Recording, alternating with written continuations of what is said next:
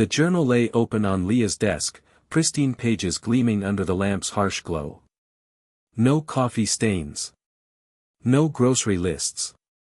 No half-formed story ideas. Only emptiness stretched across page after page, as if something had devoured the words she knew should be there. Her hands trembled as she traced the leather binding, remembering how she'd written in it just yesterday, hadn't she? The memory felt soggy, dissolving at the edges like wet paper. She slammed the journal shut and reached for her coffee, fingers brushing empty air. In the kitchen, her mug sat half full and stone cold. She hadn't brought it to her office. She was sure she hadn't. But lately, certainty slipped through her fingers like sand.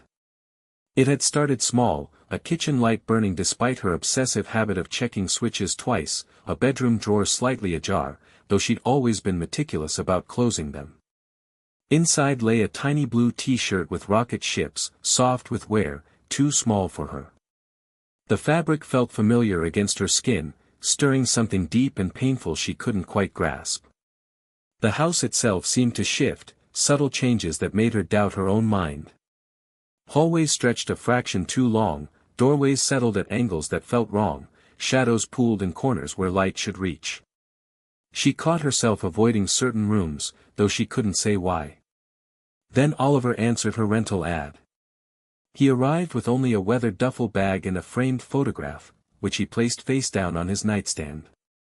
Everything about him was careful, his movements, his speech, the way he kept his presence light, as if afraid to leave an impression. He stood about 6 feet tall, with dark hair that fell across his forehead and eyes that seemed to hold secrets. He paid in cash and asked no questions. "I won't be any trouble," he'd said, dark eyes skittering away from hers like startled birds. Something in his voice tugged at her memory, but the thought dissolved before she could grasp it. She found herself watching him when their paths crossed in the kitchen or hallway. He moved through the house with an odd familiarity, as if he'd lived there before, yet maintained a careful distance. Sometimes she caught him studying her, his expression a mixture of longing and fear that made her chest ache with unnamed emotion. The journal became her anchor.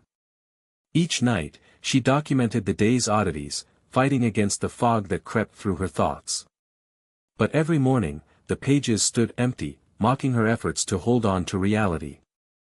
"Something is wrong," she wrote one evening, pressing the pen so hard it nearly tore the paper. "I know these walls. I know this house. But it feels like someone's been editing my memories, smoothing away the rough edges until everything's too perfect, too clean." She woke to blank pages and Oliver's voice drifting through the wall, a soft, rhythmic murmur that made her heart ache with inexplicable loss. In the attic, Sir Chi.